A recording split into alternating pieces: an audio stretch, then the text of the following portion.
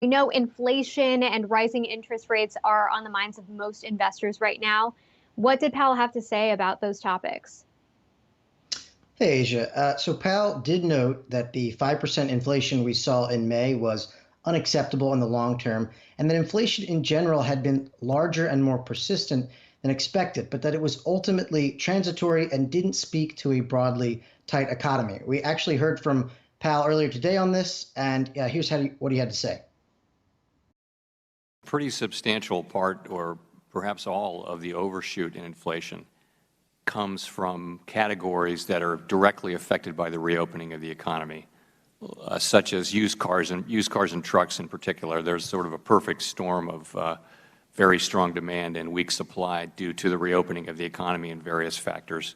We see airplane tickets, we see hotel prices, we see other things. Those are things that we would look to stop going up and ultimately to start to decline as these situations resolve themselves. They don't speak to a broadly tight economy and to the kind of thing that has led to high inflation over time.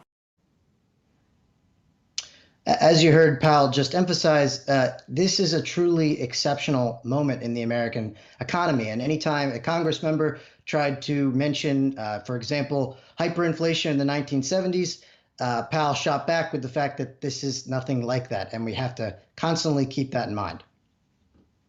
The House committee also looking back at the Fed's Main Street and municipal lending facilities and whether they were sufficient early on in the crisis. What were some of the big highlights made today? So these facilities stand out because they exist outside the banking system. They were for municipalities and small businesses, mid-sized businesses. So Congress members were kind of focused on them because earlier on, at least, there was this idea that perhaps the Fed could have done more to save jobs in either of those categories.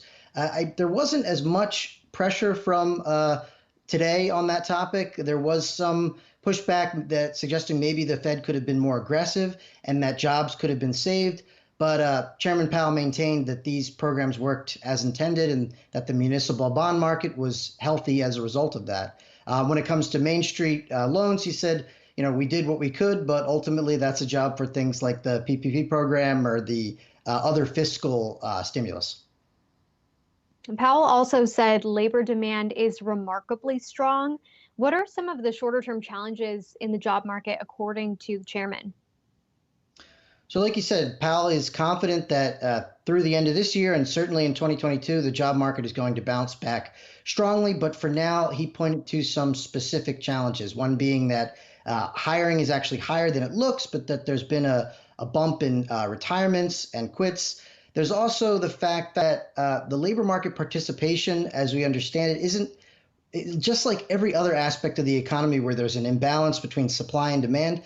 There's a lot that's still being worked out, and the Fed is keeping a close eye on when that will happen, but it's not exactly sure, and it's just going to be vigilant about how that will shift going forward.